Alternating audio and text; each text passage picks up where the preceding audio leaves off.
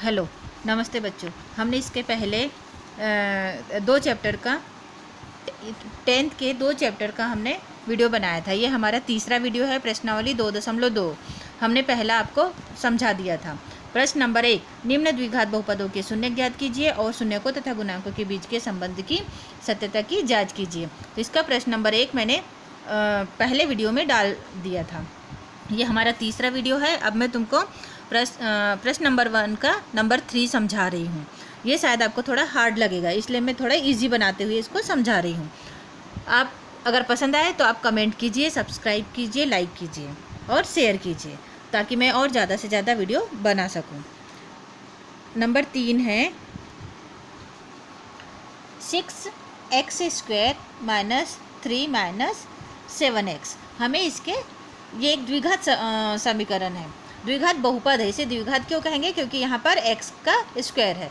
द्विघात बहुपद होता है ax² + bx + c। ये एक द्विघात समीकरण होता है, द्विघात बहुपद होता है। तो हम इससे तुलना करेंगे। तो ये अलग दिया हुआ है, हम इसको द्विघात बहुपद के रूप में जमा लेंगे इसको, लेकिन इसके साइन सहित, इसके चिन्ह सहित इसको हम इधर का उधर लेके जाएंगे। सॉल्व करते समय हम इसको देखेंगे। 6x² - 7x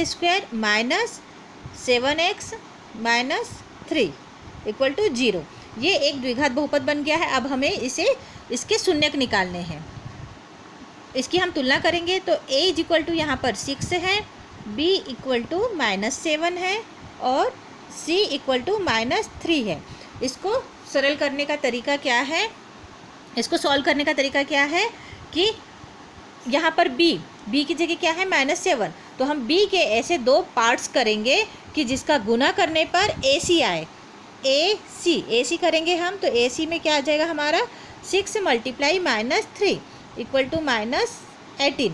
तो यहाँ पर b को हम ऐसे 2 भागों में बांटेंगे कि जिसका गुना करने पर हमें -18 मिले और जोड़ने या घटाने पर -7 मिले। अब हमें जोड़ना है या घटाना है, ये हमें कैसे पता चलेगा? अगर यहाँ पर प्लस आता है, यदि यहाँ पर b का जो भी मान होता है प्लस के रूप में आता है, तो हमें जोड़ने पर ही वो मान मिलेगा। और जब यहाँ पर माइनस है, इसका मतलब हमें यहाँ पर घटाने पर ही -7 मिलेगा। मल्टीप्लाई करने पर, गुना करने पर तो -18 मिलना चाहिए, लेकिन यहाँ पर हमें ऐसी संख्या लेंगे जिसको घटाने पर ही हमें -7 मिलेगा। तो इसको सर्च करने का ये एक सरल तरीका मैंने तुमको बता दिया है कि यहाँ -7 है, माइनस है, इसका मतलब हमें यहाँ ऐसी संख्या लेना पड़ेगा जिसको घटाने पर हमें 7 मिलेगा, और यदि यहाँ पर प्लस होता तो उसे जोड़ने पर हमें ये संख्या मिलती। तो अब बी के लिए हम क्या देखेंगे? 9 और 2, 9 दूनी 18, और 9 में से 2 जाएंगे तो 7 बचेंगे, मतलब घटाने पर हमें 7 मिल गया। तो हम यहाँ पर क्या करेंगे? 2 - 7 लिखेंगे। 2 - 7 ये हो गया। तो हमें 2 - 9, सॉरी, 9 दूनी 18, ये 2 - 7।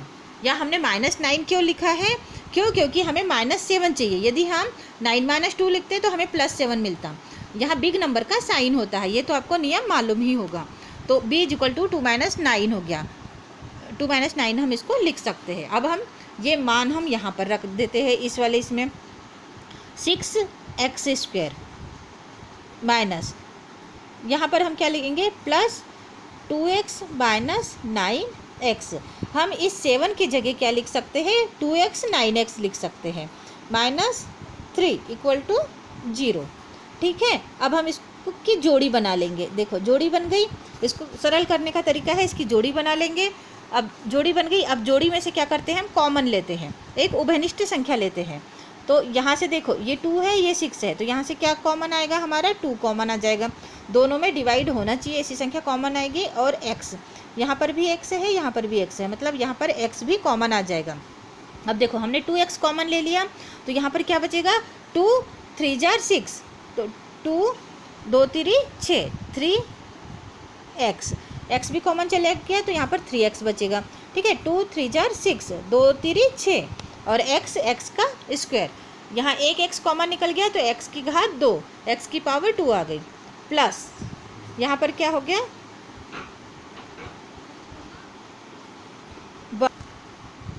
उसके बाद में ये +1 आ गया। उसके बाद में यहाँ ये इसमें से ये कॉमन निकल गया। अब यहाँ पर क्या होगा, यहाँ पर माइनस कॉमन लेंगे हम, तो इन दोनों में से क्या कॉमन निकलेगा, देखो यहाँ पर 3 है और यहाँ पर 3 से डिवाइड होगा, तो हमने 3 कॉमन ले लिया।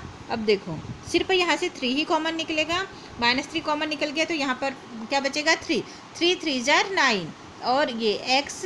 उसके बाद यहाँ पर क्या, यहाँ हमने माइनस ले लिया है, तो यहाँ पर +1 = 0। देखो यहाँ तक समझ में आ गया। अब क्या करेंगे हम, इसमें से देखो ये और ये यहाँ से 3x + 1 3x + 1, अब ये कॉमन आ जाएगा, ये एक ब्रैकेट, दोनों ब्रैकेट सेम है, तो यहाँ पर हम ले लेंगे 3x + 1, ये कॉमन ले लिया। उसके बाद बचा क्या, यहाँ से कॉमन आ गया, तो यहाँ पर बचेगा 2x, इसको दूसरे ब्रैकेट में लिख देंगे हम, -3 = 0। देखो 3x + 1 3x + 1 दोनों ब्रैकेट में है, तो एक ब्रैकेट कॉमन आ गया, अब बचेगा उसको दूसरे ब्रैकेट में लिख देंगे, 2x - 3 = 0। अब देखो ये भी ब्रैकेट ये भी ब्रैकेट दोनों मल्टीप्लाई में है, दोनों के इक्वल में 0 है, मतलब 3x + 1 के इक्वल भी 0 आ जाएगा और ये दोनों के इक्वल में 0 आएगा, और 2x - 3 = 0। हम दोनों के इक्वल में 0 ले लेंगे और दोनों को अलग अलग सॉल्व करेंगे, तो यहाँ से हमें शून्यक निकल जाएगा। अब देखो इसको कैसे सॉल्व करते हैं,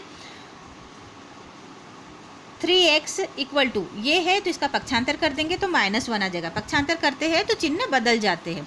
अब x = यदि मल्टीप्लाई में है तो डिवाइड में चला जाता है, -1/3, ये डिवाइड में आ गया। ऐसे ही इसको भी सॉल्व करेंगे, 2x = ये माइनस में है, तो इसका पक्षांतर करेंगे तो ये प्लस में चला जाएगा, तो यहाँ पर 3 हो जाएगा, और यहाँ पर x = इसका पक्षांतर करेंगे तो 3/2, मतलब ये मल्टीप्लाई में है तो डिवाइड में चला गया। अब 2 शून्यक मिल गया हमें, x के इक्वल -1/3, x के इक्वल 3/2, अल्फ़ा और बीटा 2 शून्यक मिल गए हैं। अब इसकी हम सत्यता की जांच करेंगे।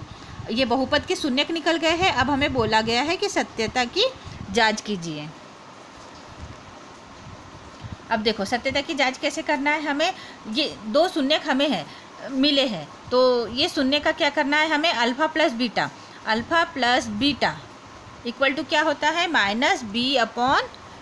ये फार्मूला है, ये फार्मूला आपको याद रखना है कि अल्फ़ा प्लस बीटा = -b/a आना चाहिए, और अल्फ़ा × बीटा = c/a आना चाहिए। अगर ये आ गया तो हमारा ये आंसर सही है। अब देखो यहाँ पर -1/3, तो अल्फ़ा -1/3 रखेंगे, प्लस बीटा मतलब दूसरा शून्यक 3/2 = इसको सॉल्व करेंगे तो हमारा -b/a मतलब हमारा b क्या दिया हुआ है यहाँ पर, ये -7 और ये a 6 है, तो ये आना चाहिए हमारा। अब देखो इसको हम सॉल्व करते हैं। इसको सॉल्व करने का तरीका क्या है, इसका एलसीएम लेंगे, ये तो आपको आता ही है, ये एक परिमेय संख्या है, परिमेय संख्या को जोड़ने और घटाने के लिए हमेशा एलसीएम यानी लघुत्तम लेते हैं हम। यहाँ पर 3 2, यहाँ पर 6 आ जाएगा, एलसीएम इन दोनों का 6 आ गया, तो यहाँ पर क्रॉस मल्टीप्लाई हो जाता है, यहाँ पर 2 का मल्टीप्लाई -2 + 9, तो यहाँ पर क्या आ जाएगा 7/6, ये आ गया हमारा। और